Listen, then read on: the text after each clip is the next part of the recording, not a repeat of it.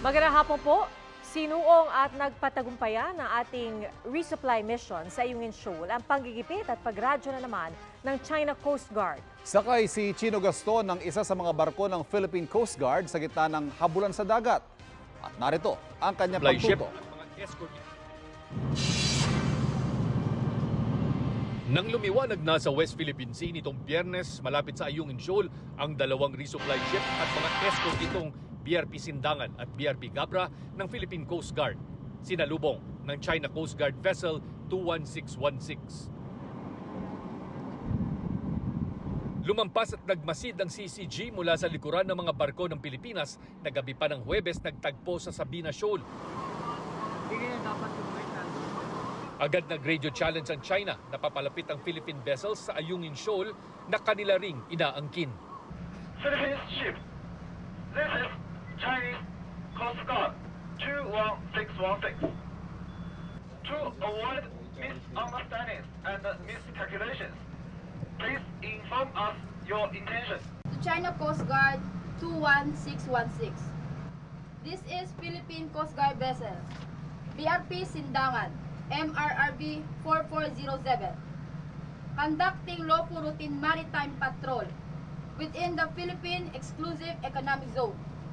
In accordance with international and Philippine national law, we are proceeding according to our planned route. Request to stay clear from our passage in accordance with the collision regulation. Over. Sa kabila ng radio challenge, tuloy lang sa paglalayag ang mga crew ng resupply ships. Alas 8 ng umaga kahapon, dumating ang tatlong iba pang CCG vessels, kabilang ang dambuhalang CCG 5305, pati apat na Chinese fishing militia. Philippine Coast Guard vessel 4407. This is China Coast Guard vessel 5305. China has indisputable sovereignty over the Nansha Islands. In a spirit of humanism, we will only permit the entry of your vessels carrying food and other necessary living materials.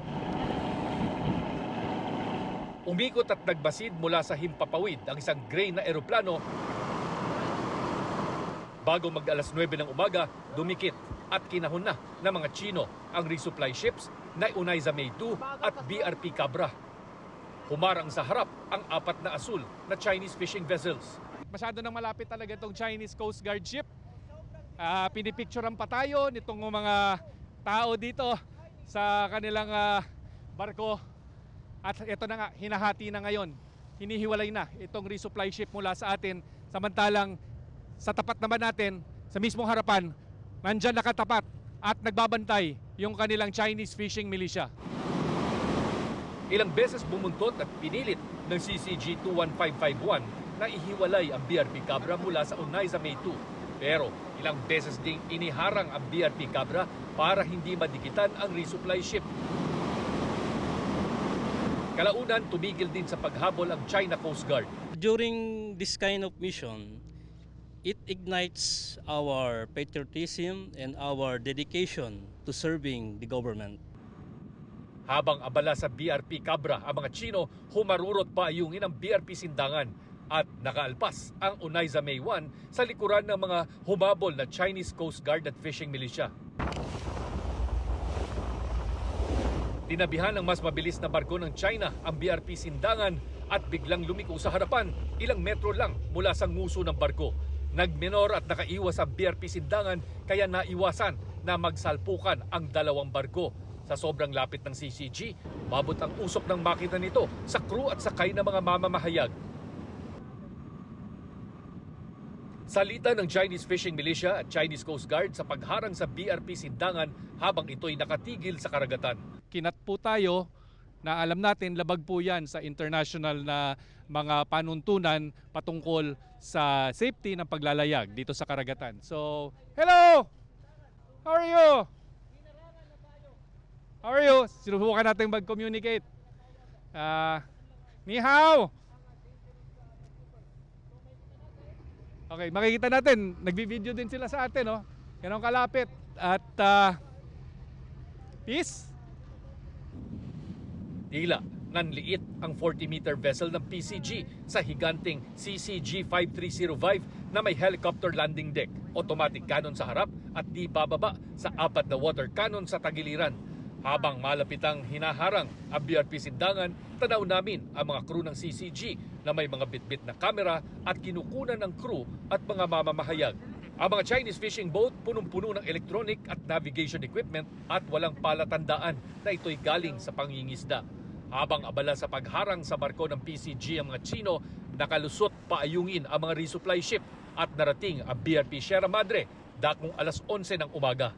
Alas 4 ng hapon, nakasama na ulit ng resupply ships ang mga barko ng PCG pabalik ng Sabina Shoal. They didn't use water cannon this time. So are we going to be thankful that they didn't choose water cannon? Are we going to classify that they are de-escalating now? I don't think so. Tapang at paninindigan ng baon ng mga Pilipino tuwing nagsasagawa ng misyon sa Ayungin Shoal at iba pang parte ng West Philippine Sea sa harap ng mas malalaki at mas maraming barko ng Chinese Coast Guard. Isang tungkulin na kailangang gampanan kahit ibig sabihin ay tatapatan ng isang global superpower gaya ng China. Mula rito sa West Philippine Sea para sa GMA Integrated News, Chino Gaston nakatutok, 24 oras.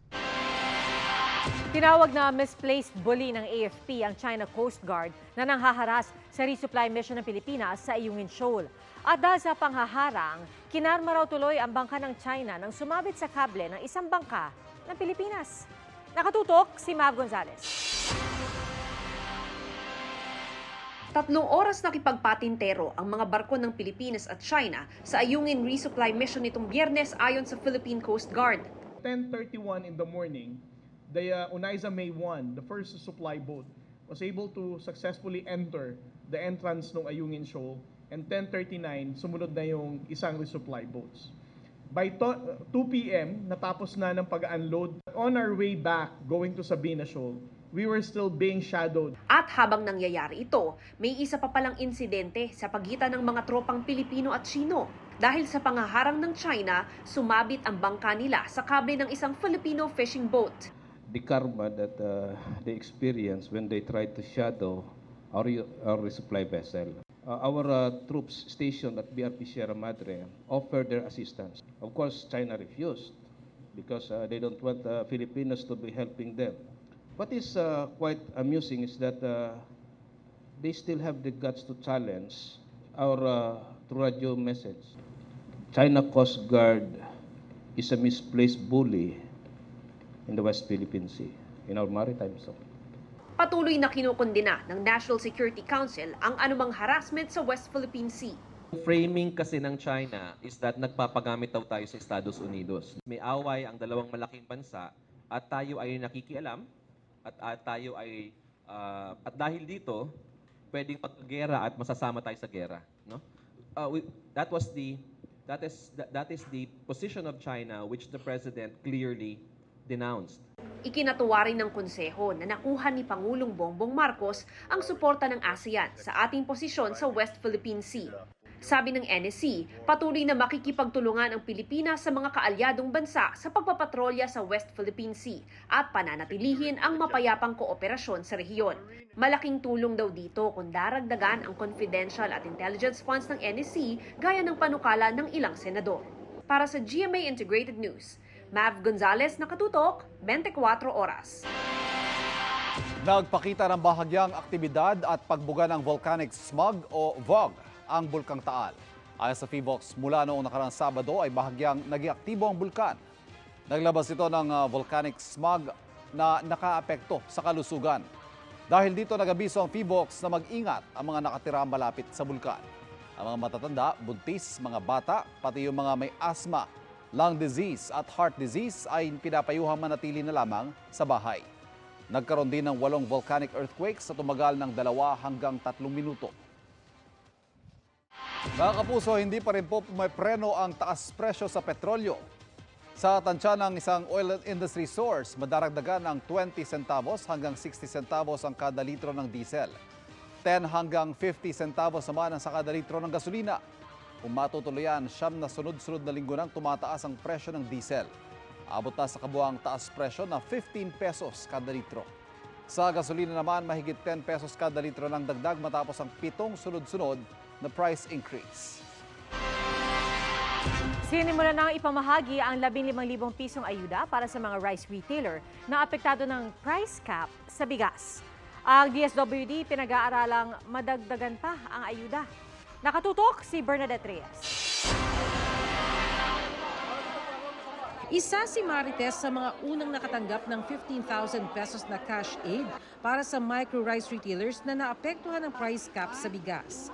Gaya ng ibang retailer sa Quezon City, palugi raw niyang binenta ang mga bigas sa price cap na 41 pesos para sa regular milled at 45 pesos sa well milled, na nabili raw niya ng nasa 48 pesos.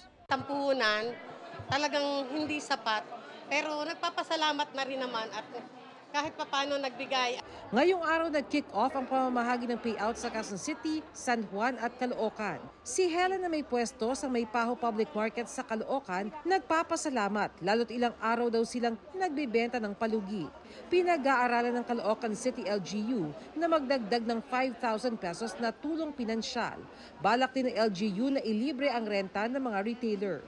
Sa San Juan, 48 na rehistradong retailers sa Agora Public Market ang inaasahang makatatanggap. Magbibigay ng dagdag na 5,000 pesos na ayuda ang LGU. Hindi rin daw sila sisingili ng renta para sa Setyembre. Ayon kay DSWD Secretary Rex Gatchalian, tuloy ang cash assistance bilang bahagi ng livelihood grant ng kagawaran. Siniguro ng DSWD na agad nilalabas ang pondo sa sandaling matanggap na ang listahan ng beneficiaries mula sa mga LGU. Ngayong nasimula na ang pamamahagi ng 15,000 cash aid sa mga micro-rice retailers, pinag-aaralan na rin daw ng DSWD ang posibilidad na madagdagan pa ito. Pinag-aaralan na namin at pag-aaralan ng DTI kung paano pa tayo makaka-augment at makakatulong pa sa mga micro-rice retailers natin na naapektuhan. Hindi naman makasunod ang ilang negosyante sa Aklan dahil daw sa mahal na puhunan. 47 pesos ang benta ng ilan sa regular milled o lagpas ng 6 pesos sa price cap. Patuloy raw na nagmumonitor sa bentahan ng bigas ng LGU. Para sa GMA Integrated News, Bernadette Reyes, nakatutok 24 oras. Pinoproseso na ng Budget Department ang 3 bilyong pisong pondo para sa fuel subsidy. Bagamat makakatulong, panandalian lang ang ganitong solusyon ayon sa ilang tsuper at transport group. Nakatutok si Katrina Sol. Para sa driver na si Ricky Cruz, malaking tulong daw ang fuel subsidy sa mga operator at driver ng mga pampublikong sasakyan gaya niya na nahihirapan araw-araw dahil mahal ang petrolyo at mga bilihin. Pwede na rin kaysa wala. Nakita niyo naman po, taas ang taas. Bababa, pero mas malaki tinataas. Hindi na kami babiyahe. Hirap na kaming kumita.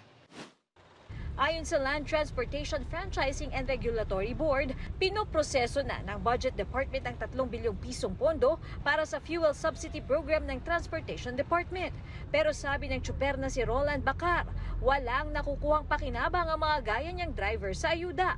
Sila pa man din daw ang pinakaapektado sa pagmahal ng petrolyo. Pag nakuha ng operator, bibigyan lang ng ipupultang lang yung jeep, okay na yan sa kanila na iba. Di ba? Napakalaking yan di ba? Dapat yung driver ang makinabang dyan. Dati, nakapag-uwi raw siya ng mahigit 1,000 piso sa halos 12 oras na pamamasada. Ngayon, nasa 500 to 800 pesos na lang daw. Para sa ilang operator at driver, panandalian lang ang ganitong solusyon. Hindi kamukha talaga na ibababa yung diesel para pati pamasahe, pwede ibaba. Hindi lang mga driver-operator ang matutulungan, pati mananakay. Mula po nung July 11 hanggang sa kasalukuyan, halos umaabot po ng 14.50 yung itinaas po sa presyo ng diesel at halos umaabot po ng kulang-kulang na 100 pesos ang kagyat na walang kita ng mga driver at operator kada araw. Kapag tinignan po natin sa loob po ng 25 days, ay naglalaro po ito sa mahigit na 3,000 piso, yung direct na nawawala.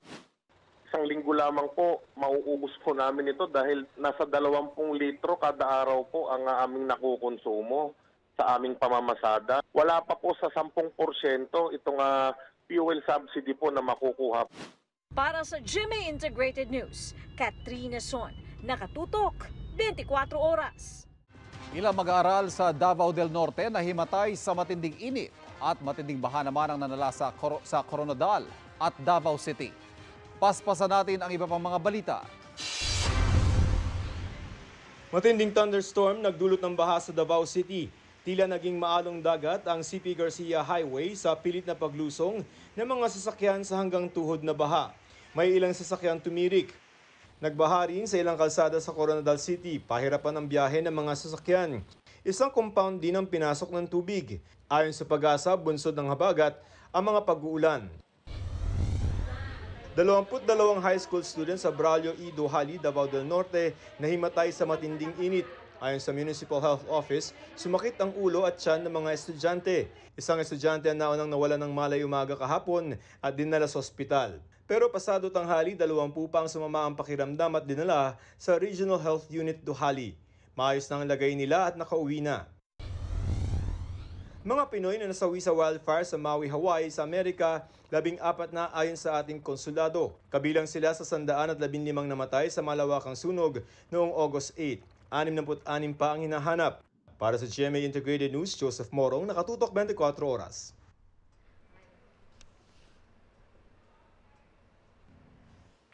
Tatlong basketball superstars ang dumayo sa Pilipinas. Bilang bahagi po yan ng FIBA World Cup. At tinutukan yan ni Martin Javier.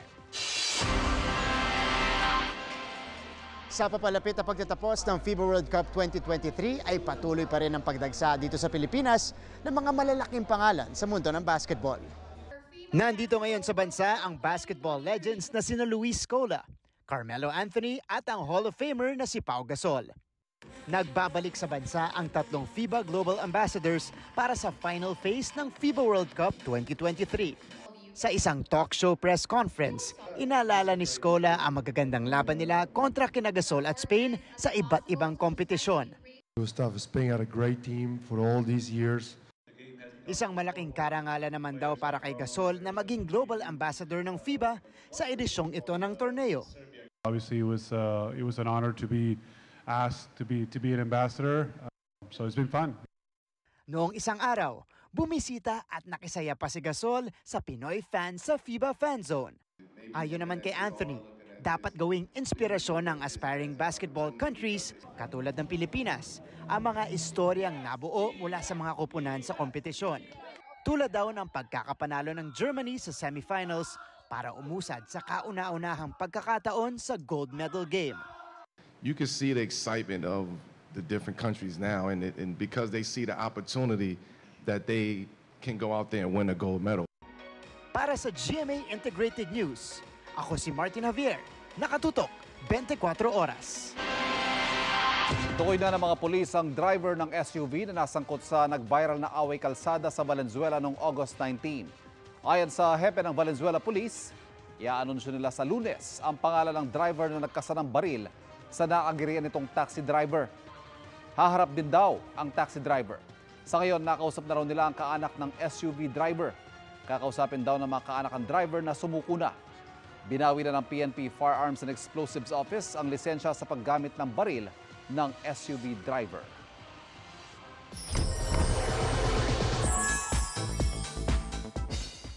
Naging emotional ang cast ng Voltes 5 Legacy habang pinapanood kagabi ang epic finale ng hit live action series. Hindi napigil ang luha ni na Isabel Ortega aka Jamie Robinson at Miguel Tan Felix aka Steve Armstrong sa cast party kagabi. 4 years in the making daw ang series kaya hindi raw sila makapaniwala sa ininvest nila rito. Present din sina Radson Flores aka Mark Gordon at Matt Lozano also known as Big Bird. Hindi raw nila malilimutan ang chance na naibigay sa kanila sa pagganap sa iconic anime. Ayon kay Direk Mark Reyes, the legacy continues. Ipakikilala raw ang series abroad. Abangan daw ang pagpapalabas nito sa isang streaming platform at ang mga merch. Pinag-aaralan ng National Security Council na pagbawalan ng mga sundalo, pulis at iba pang uniformed personnel at intelligence agency na mag-TikTok. Ayon sa NSC, may banta umano ito sa seguridad ng Pilipinas. Pwede raw ito magamit sa pagkuha ng mahalagang impormasyon, lalo anyat Chinese company ang nagmamayari ng TikTok. May mga ipinatupad ng security measures at polisiya ang AFP sa paggamit ng TikTok para maprotektahan sila mula sa anumang spyware. Paglilinaw ng NSC, hindi ito ipagbabawal sa mga guro at mga sibilyan. Ipinagbawal na rin sa ibang bansa tulad ng Amerika, India at Canada ang paggamit ng TikTok.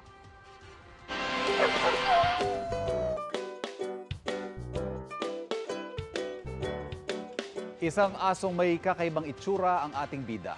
Naging malupit man ang mundo sa kanya, larawan pa rin siya ng pagmamahal at pag-asa. Kilalanin ang asong si Dolly sa Usapang Pets ni JB Santos.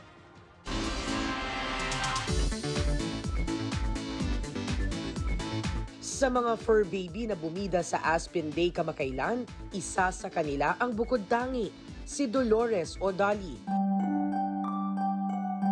Natapias ang ibabang bahagi ng kanyang mukha at nabulag ang kaliwang mata. Binuhusan kasi siya ng kumukulong mantika noong 2019 sa isla ng Boracay.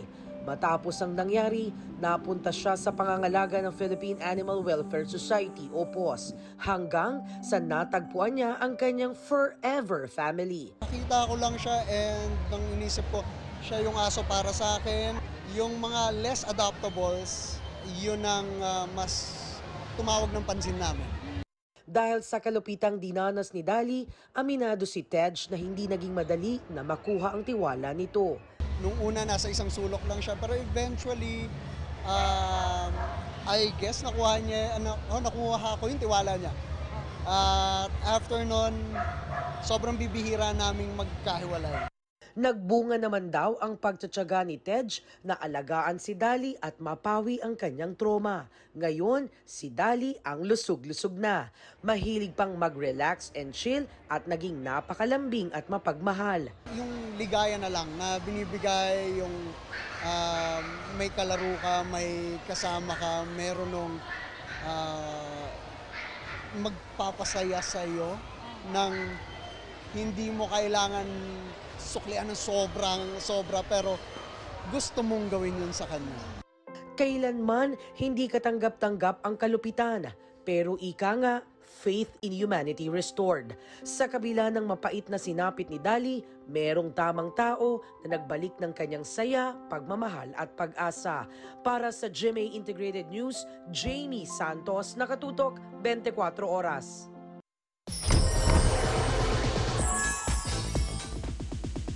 Sinabi ng Tape Incorporated na nabawi na nila ang access sa kanilang YouTube account.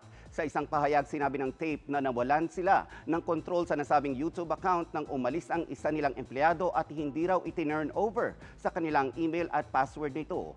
Sabi pa ng kanilang legal counsel na si Attorney Magig Abraham Garduque, batay raw sa records ng YouTube, Tape Incorporated ang may-ari ng account batay sa mga resibo para sa paggawa nito, pati ang bank account na nakalink sa account. Dahil dito, mapapanood na muli ang Eat Bulaga sa kanilang YouTube page. Sinusubukan pa naming kunin ang pahayag ng kabilang panig. Pilit inaabot ng mga debotong yan ang mga imahen ng El Divino Rostro at Inang Peña Francia sa traslasyon sa Naga City. Kinailangan na silang hawiin para hindi masira ang mga imahen, pero napunit pa rin ang damit ng Inang Peña Francia. Isang lalaki naman ang dumapa sa andas at doon na nagdasal. Nagbistulang dagat ng mga deboto ang kalsada. 2 oras ang inabot bago na ibalik ang mga imahen sa Naga Metropolitan Cathedral. Bahagi ito ng mga aktibidad para sa nalalapit na Peña Francia Festival sa Biyernes, September 15, na idineklara ni Pangulong Marcos sa special non-working holiday sa Naga at 15 pang bayan sa Camarines Sur.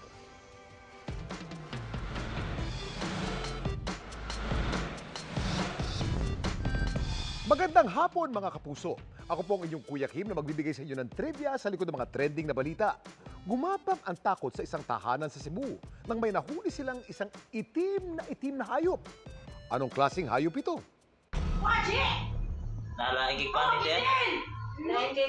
Isang hindi inaasahang bisita ang gumulantang sa tahanan ng mag-ina Maria at Rina dito sa Borbon, Cebu. Feel niya yung likod nito na parang may kaliskis. Na-shock siya kasi parang akala niyang laruan is buhay. Para talaga siyang maliit na crocodile. First time pa po na nakakita ng ganong hayop. Ang mag-ina, sinubukang i-search online kung anong hayop ang kanilang nahuli. Posible itong black-girdled lizard. Pero pinagtataka nila, ang mga black-girdled lizard, endemic o tanging sa South Africa lamang makikita. Posible nga bang may makitang black-girdled lizard dito sa Pilipinas? Kuya Kim, bakit may mga hayop na endemic lamang sa isang naturang lugar? Kuya Kim, ano na? May mga hayop o halaman na endemic o nakikita lamang sa isang partikular na lugar dahil sila ay highly adapted sa niche o environment na yun.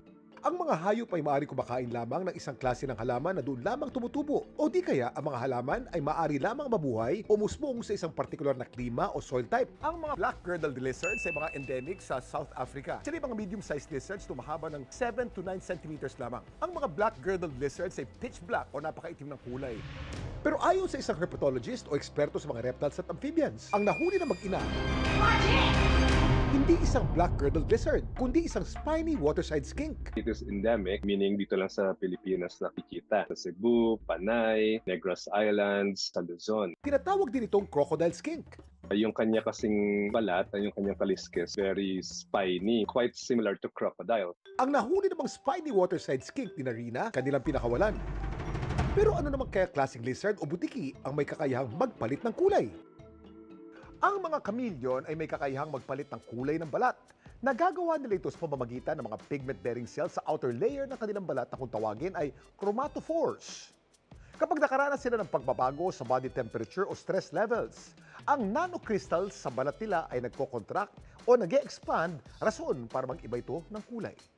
Laging tandaan, importante ang may alam.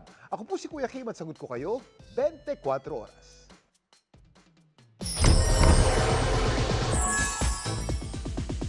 Itinanghala kauna-unahang preview style icon si Kapuso Primetime Queen Marian Rivera, ang iba pang rumapang sparkle artist sa preview ball sa chika ni Katatibayan. Slaying the black carpet with their all-white creative formal wear, ang Kapuso celebrities for this year's Preview Ball 2023. Unahin na natin ang very revealing see-through outfit ni Sam Pinto na perfect sa kanyang showbiz comeback. Muli naman pinatunayan ni Bianca Umali na deserve niya ang corona bilang one of the best dressed in the industry sa kanyang avant-garde ensemble. Binigyan niya ng bagong look ang kanyang favorite crop top sandal. Head-turners din sina Sparkle stars Max Collins at Miss Universe Philippines 2022 Celeste Cortesi. Stunning naman in her classic evening wear si Camille Prats.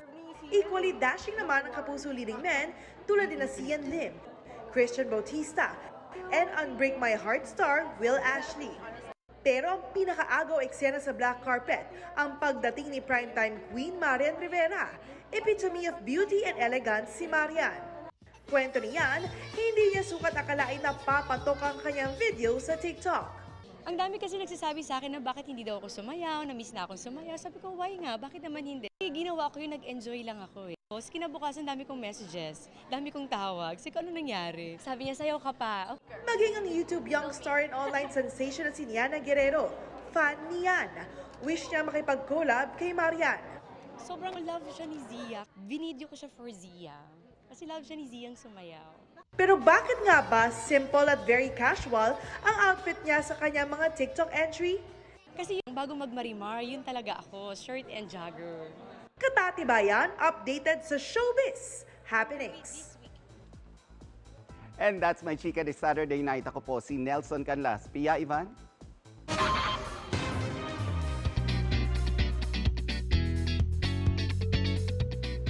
Thank you, Nelson. Thank you, Nelson. Mga Kapuso, alam nyo ba na sa Bohol, bukod sa Chocolate Hills, ay meron ding hagdan-hagdang palayan? Na chocolate din. Tingnan natin. Palayan. Yan ang Cambuyo Rice Terraces. Matatagpuan po yan sa bayan ng Garcia Hernandez. Singganda rin ito ng Banawi Rice Terraces sa Ifugao dahil sa berdeng landscape at tila perpektong pagkakahulba. Ginawa raw yan ng mga ninunong Boholano. Patunay yan na talagang rice bowl ng Central Visayas ang Bohol kung saan palay ang isa sa mga pangunahing produkto. Ang hidden gem na attraction na yan ay bukas sa mga nais ng nature feels at peace of mind. Hidden nga, no? Ngayon lang natin nasilayan. At mga Kapuso, yan po ang mga balita ngayong Sabado para sa mas malaking misyon, para sa mas malawak na paglilingkod sa bayan. Ako si Pia Arcangel. Ako si Ivan Mayrina mula sa GMA Integrated News, ang News Authority ng Pilipino. Nakatuto kami 24 oras.